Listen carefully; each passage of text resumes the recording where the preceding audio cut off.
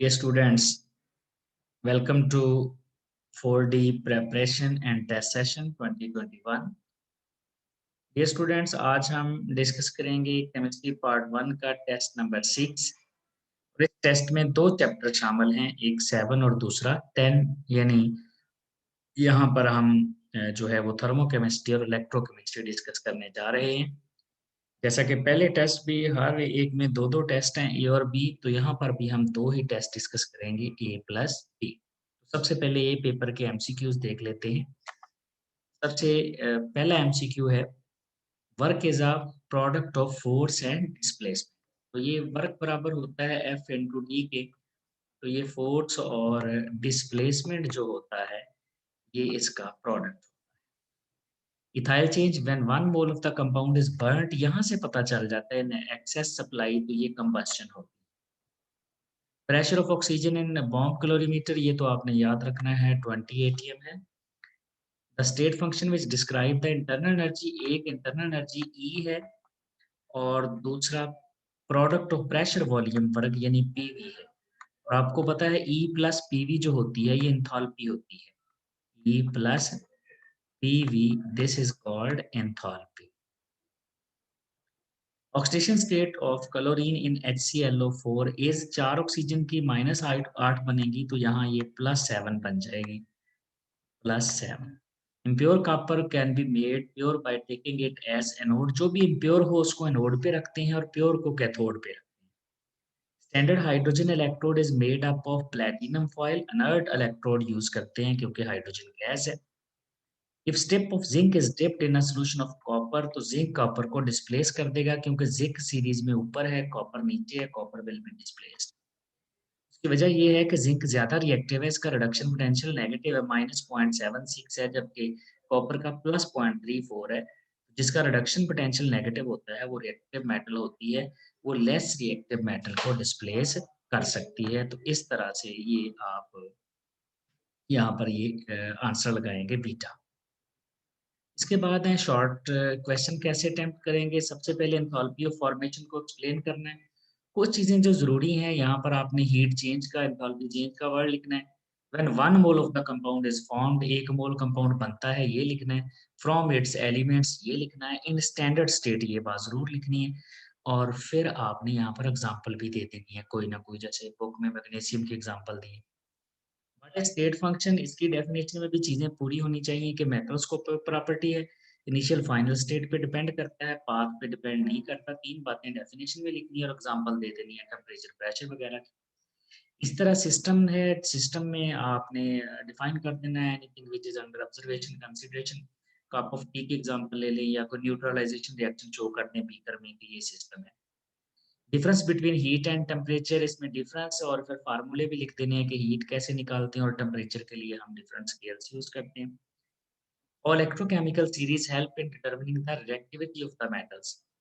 Electrochemical series से कैसे पता चलता है रिएक्टिविटी का, तो याद रखना है जितनी उसमें मेटल्स की बताना है, तो जितना रिडक्शन पोटेंशियल कम होगा रिएक्टिविटी उतनी ही ज्यादा होगी, उतनी ही मेटल अच्छी रिड्यूसिंग एजेंट होगी। तो इलेक्ट्रोकेमिकल सीरीज से आपने स्टैंडर्ड रिडक्शन पोटेंशियल देख लेना है किसका कम है, ये एक्सप्लेन कर। Electrodic reactions during electrolysis of sodium nitrate, ये बुक में भी दिया हुआ है। एक्वा सॉल्यूशन यूज कर रहे हैं, तो इसमें देखें वाटर के अपने आयंस भी आने हैं, H+ और OH-। और फिर सोडियम नाइट्रेट का मतलब है यहाँ पर सोडियम के और नाइट्रेट, ये भी यहाँ पर आएंगे। तो यहाँ पर प्रेफरेबली अगर इलेक्ट्रोकेमिकल सीरीज को देखें तो यहाँ पर हाइड्रोजन डिस्चार्ज होगा, ये बन जाएगी हाइड्रोजन गैस। सोडियम पर प्रेफर करते हैं, ये सीरीज में नीचे है हाइड्रोजन, ये कैथोड बनेगा। OH एनोड पर जाएगा और यहाँ पर ऑक्सीजन गैस और water. Calculate oxidation state of nitrogen and nitric acid, nitric acid का फार्मूला HNO3 है, तो यहाँ पर नाइट्रोजन की ऑक्सीडेशन स्टेट +5 है और नाइट्रिक ऑक्साइड में यहाँ पर ऑक्सीडेशन स्टेट +2 है। फ्लोरीन स्ट्रॉन्ग ऑक्सीडाइजिंग एजेंट क्यों है आपने बता देना है, क्योंकि इसका स्टैंडर्ड रिडक्शन पोटेंशियल सबसे ज्यादा है, उसकी वैल्यू भी बता देंगे। यही वजह है इसकी इलेक्ट्रॉन गेन करने की टेंडेंसी सबसे ज्यादा है और ये strong oxidising. Can copper reduce gold ions, yes, क्योंकि गोल्ड आयंस का रिडक्शन पोटेंशियल ज्यादा होता है, कॉपर आयन का कम होता है, तो कॉपर गोल्ड को रिड्यूस कर सकता है। यानी ऐसे समझे कॉपर रिएक्टिव मेटल है as compare to gold. Define internal energy में आप सम ऑफ पोटेंशियल और काइनेटिक एनर्जी के साथ-साथ पोटेंशियल एनर्जी और काइनेटिक एनर्जी की टाइप्स भी बता देंगे, तो फिर जाके आपको 2 नंबर मिलेंगे। नेक्स्ट है लॉन्ग क्वेश्चन किस तरह से अटेम्प्ट करने हैं। एक्सटेंसिव क्वेश्चन में एक पहली तो डेरिवेशन है, UP is equal to delta H, तो इसमें पहले आपने एंथैल्पी को बताना है कि एंथैल्पी क्या होती है। जनरल डेफिनेशन बताते हैं, फिर उसका मैथमेटिकल एक्सप्रेशन लिखते हैं, फिर उसमें चेंज वाला एक्सप्रेशन लिखें कि जब चेंज होती है, और फिर बताएं कि ये प्रेशर इसमें कांस्टेंट होता है, तो उसमें जो हमारे पास आ जाएगा V डेल्टा P वाला एक्सप्रेशन है वो खत्म हो जाएगा, और उसके बाद यहाँ first law of thermodynamics substitute करके आपने कि ये वाला एक्सप्रेशन ड्राइव कर लेना है। स्टेप वाइज लिखें, इक्वेशन को नंबर दें proper. Electrode potential is measured for copper electrode, तो यहाँ पर आपने पूरी ड्राइंग बनानी है। एक तरफ हाइड्रोजन इलेक्ट्रोड है और दूसरी तरफ कॉपर इलेक्ट्रोड, और फिर देखना है कौन ज़्यादा रिएक्टिव है, कौन एनोड बनेगा, कौन कैथोड बनेगा, और फिर दोनों के अलग-अलग इलेक्ट्रोड पोटेंशियल, फिर दोनों का सम करके इस तरह से आपने डायग्राम अच्छे तरीके से बना के फिर क्वेश्चन को अटेम्प्ट करना है, फिर नंबर मिलेंगे। नेक्स्ट है दूसरा पेपर, पेपर बी है, जिसके एमसीक्यूज में पहला एमसीक्यू है total heat content of the body, this is called enthalpy. Exercise का एमसीक्यू है number of ways of transferring energy into और आउट ऑफ सिस्टम। दो हैं तरीके, एक हियर जो है वो हमारे पास हीट है और दूसरा वर्क है। दो तरीके हैं एनर्जी को ट्रांसफर करने। H प्लस ओ एच जो है ये न्यूट्रलाइजेशन रिएक्शन है, वेरी सिंपल। ये एसिड है और ये बेस है, तो this is neutralisation reaction. For any system the difference between internal energy and enthalpy, internal energy और एंथैल्पी में डिफरेंस क्या है? अगर आप एक्सप्रेशन देखें, H is equal to E plus PV, तो यहाँ पर आप दोनों का डिफरेंस चेक कर लें, इंटरनल एनर्जी और इन दोनों में PV का फर्क है, तो यहाँ आ जाएगा PV। Reduction takes place, reduction हमेशा कैथोड पर होती है।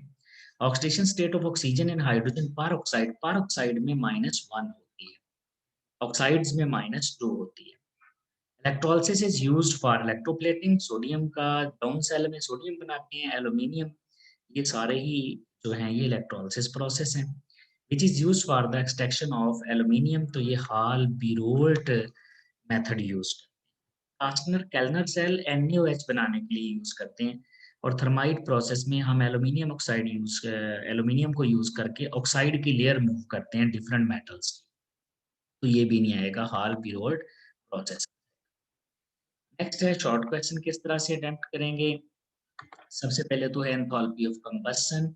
एंथैल्पी ऑफ कंबस्शन में आपने डिफाइन करना है कि हीट इवॉल्व्ड, क्योंकि कंबस्शन में हमेशा ही हीट इवॉल्व होती है, तो इसलिए ये परेशानी वाली बात नहीं है कि हीट चेंज लिखें या इवॉल्व, तो हीट इवॉल्व लिख देंगे आप। तो एक बात तो हीट इवॉल्व लिखना है, दूसरा क्या लिखेंगे, when 1 mole of the compound is burned, दो बातें होगी। फिर in excess supply of air, फिर एथेनॉल की एग्जांपल दी हुई है वो दे दें, मीथेन की एग्जांपल दे दें। Why delta H delta E in case of liquid, ये इक्वल क्यों होते हैं? क्योंकि पी डेल्टा भी यहाँ से खत्म हो जाता है, क्यों? क्योंकि लिक्विड और सॉलिड के केस में वॉल्यूम में चेंज नहीं आती, डेल्टा भी जीरो होगा, तो ये बराबर आ जाएंगे। सिस्टम और सराउंडिंग को डिफाइन कर दें, और फिर साथ कोई भी एग्जांपल देनी है, जैसे कप ऑफ टी की या कोई भी रिएक्शन की एग्जांपल दे दें। Why is it necessary to mention the physical states? क्यों जरूरी है? क्योंकि फिजिकल स्टेट चेंज करने से एंथैल्पी चेंज हो जाती है।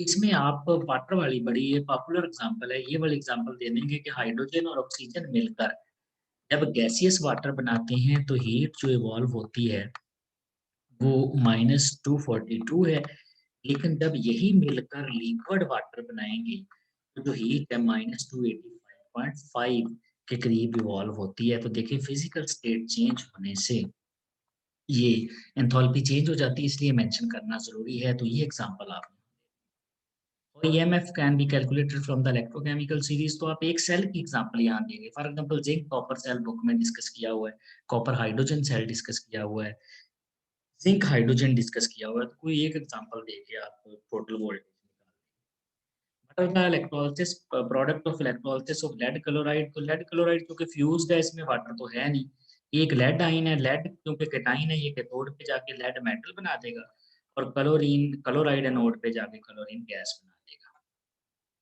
Equilibrium is set up between metal atoms of electrode and ions of the metal in a cell, तो ये आप आयंस जो हैं और ये मेटल वो ज़िंक की एग्ज़ाम्पल डबल लेयर जिसमें बनती है, ज़िंक इलेक्ट्रोड को उसी के सॉल्यूशन में डिप करते हैं, तो ये इलेक्ट्रिक ये नेगेटिवली चार्ज्ड है क्योंकि मेटल है और सॉल्यूशन में ज़िंक है, ये पॉजिटिवली चार्ज है, तो यहाँ पर इलेक्ट्रिकल डबल लेयर बन जाती है और इक्विलिब्रियम एस्टैब्लिश हो जाती है, ये आप explain Standard hydrogen electrode act as anode when connected to copper क्योंकि कॉपर लेस रिएक्टिव मेटल है, हाइड्रोजन उससे ऊपर है सीरीज में, तो हाइड्रोजन एनोड बनेगा, कॉपर कैथोड।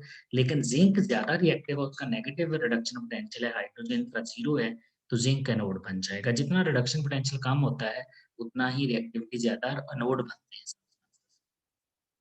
वो salt bridge maintain the electrical neutrality.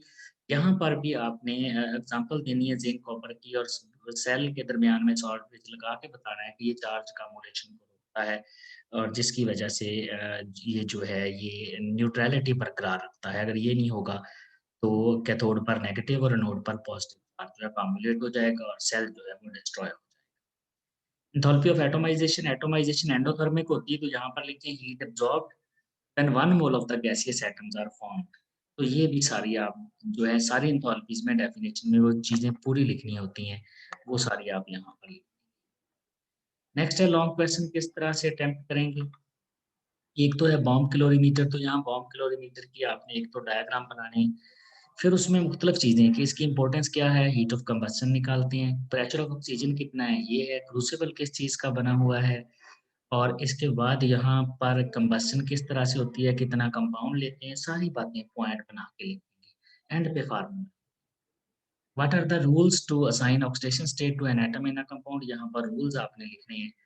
कौन से रूल्स हैं, पहले ऑक्सीडेशन स्टेट को डिफाइन कर लें और फिर रूल्स लिखना शुरू कर दें कि फ्री स्टेट में 0 होती है, आयन में इक्वल टू चार्ज होती है, ऑक्सीजन की कब पॉजिटिव कब नेगेटिव है, हाइड्रोजन की कौन-कौन सी होती हैं। इस तरह से आप सारे रूल जो हैं वो डिफाइन कर देंगे और ये क्वेश्चन करेंगे। ये थी डियर स्टूडेंट्स आज की जो हमारी डिस्कशन है। Thank you very much.